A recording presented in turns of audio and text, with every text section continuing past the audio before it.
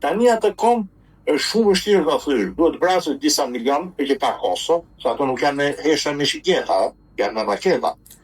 Dhe prandaj regjimi deri tani ka dalë më i fortë. Lëna pasaj shafet personale, domethënë që ai që vdiq, Khamenei kishte një dorë kështu si të paralizuar në një atentat të kryer nga Meku. Meku janë të iranianët ish terroristë të Maltës.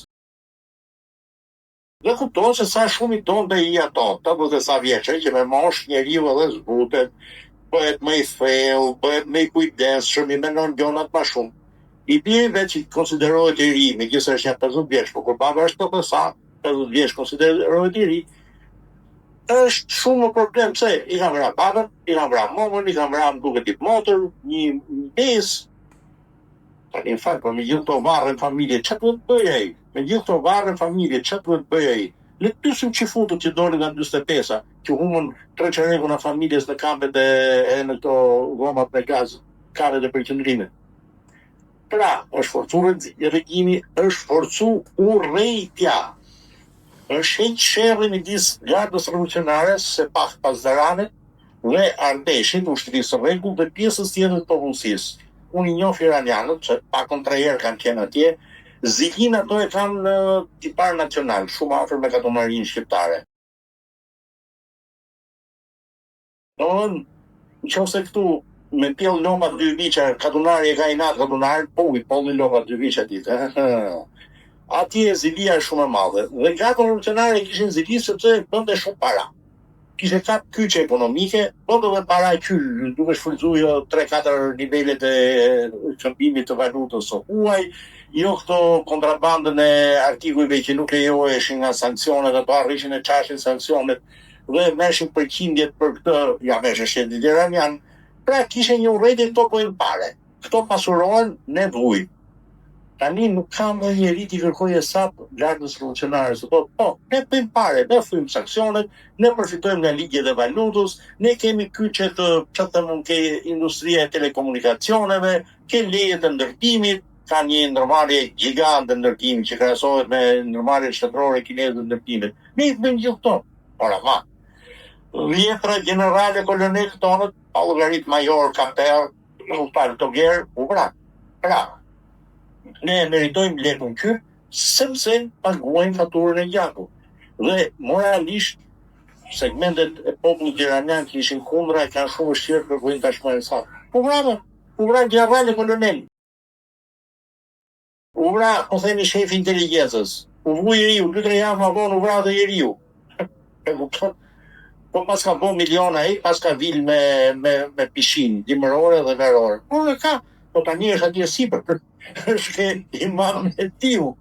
Pra nuk mund i kërkosh hesap atij pse ke bë pare. Nëse do ishe vrarë me armë dorë kjo ballukja jo, mund i kërkonte njeri hesap kyçit pse ka vjell ballukja me i dorë 50 milionë euro ke tuneli, si kërkon to? Po, vëllë ke tuneli, por për Shqipërinë me Kalashnikov në dorë, u vra Belinda. Ky është problemi. Domethënë është psikologjik. Ai vend unë doja të shkoja prapë se du me pas si ka ndrru, si e ka transformuar lufta atë vetë. Dhe kthehemi ke 10 pikat. Do jetë shumë interesante se çfarë do bëhet me këto 10 pika. Trumpi do ta mbylli luftën. Do ta mbylli edhe për gjëra afat shkurtër. Kam parasysh zgjedhjet këtë vit. Kam parasysh që populli amerikan nuk është si segmente jo të vogla të popullit shqiptar që rrof sala dhe kurse meriton të jetush rrof. Rrof të jeti në la pa bukën pa ujë rrof. Populli amerikan të vënë votën kundra, ai që ta ka vënë pro, të bëjnë demonstrat kundër te, jo këto demonstrata që financon Soros, demonstrat serioze. Pra, ai e do çmimin e gallonit naftës tulet. Ta bëj qeveria, i kam dhënë votën, unë nuk jam qeveritar. Unë jam punëtor, unë jam aktor, unë jam fermer, unë e du naftën e ullit. Dhe këtë ka problem Trumpi. Problemi tjetër janë përveç zgjedhjeve, është edhe, si thash, konkurenca me Kinën. Nuk mund të futet në një flet. Nuk mund të harxoj 10 miliardë dollar për çfarë? Për një rezultat në Iran. Në fundit Po nga çmimi i naftës përfitojnë edhe kompanitë e mëdha amerikane, sepse Amerika është eksportues neto i naftës. Plus të kompani nxjerrin naftë për sa të kur pushti.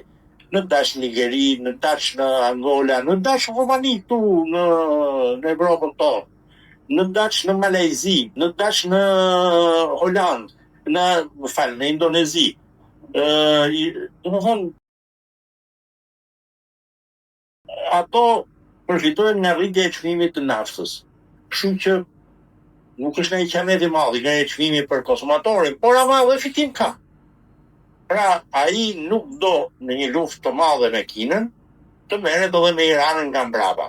Dhe ai do ta mbyllë këtë, sepse interesat thelbësore të Amerikës dhe të Izraelit nuk janë të njëjta. Nuk janë të njëjta.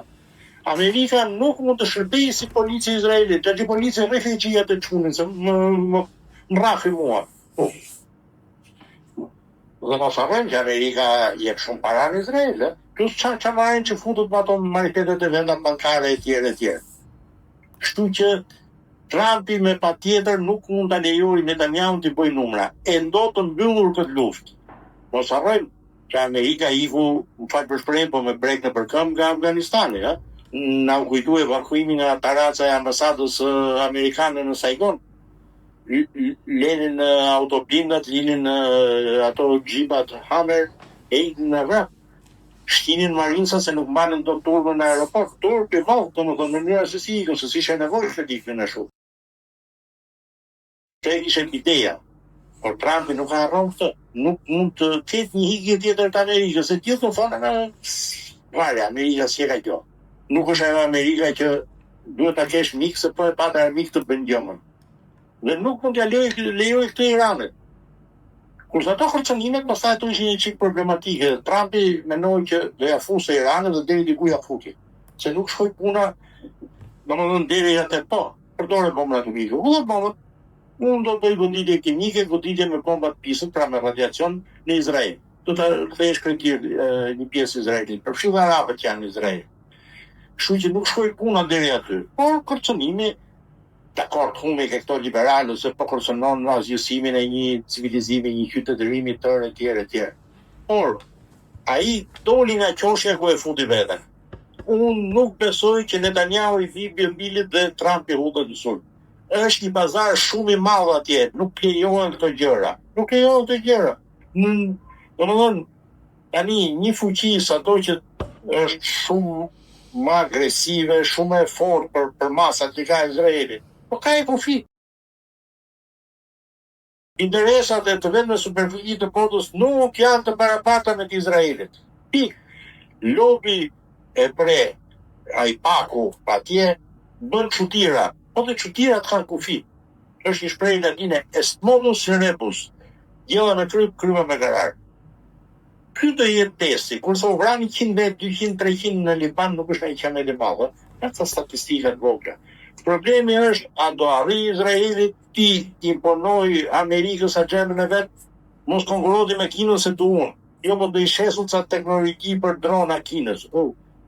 Këtë se ti po e krijon atë teknologji pjesërisht me parat amerikane, pjesërisht duke bashkëpunuar me firmat amerikane. Jo, po do fitimon se kiet Izraeli të përfitim. Kjo e do po ka i kufi. Se Amerika nuk është Shqipëria, as e Salës, të ullin e Grodecës në erë sa shu Shqipun, as e Ramës që do mbroj Ministrinë e Mbrojtjes të Shqipërisë, me atë pastorin që e ka emrin e që po vjen me Ngu, Hinagi, Unuhu, që është ato kukla që përdori lindja. Pse du me botë sa trafikin ndërkombëtare dhe na duhet Ministria e Mbrojtjes të Shqipërisë. Amerika është gjë serioze. Domethënë, ju dum shumë, keni lobë fuqishëm, kemi plot protestant tonë që janë pro-jush, por Amerika është Amerikë. Kështu që themun zakonisht nuk i thonë këto papagallët e ndjerë shqiptarë, sidomos Kosovë, që mendojnë politikisht korrekt, rroft Amerika është e fuqishme, nesër me ra Amerika do e shajnë nga mora, si shnohë kur ra komunizmi këtu, ose kur ra bashku vllazërimi në Jugosllavi. Pra, unë nuk jam nga këto. Unë them që Amerika duke qenë e fuqishme, duke pas institucione, duke pas një kushtetutë sa fleksibël, aq të mendshme, aq të ekuilibruar që e kanë prodhuar baballarët e kombit amerikan,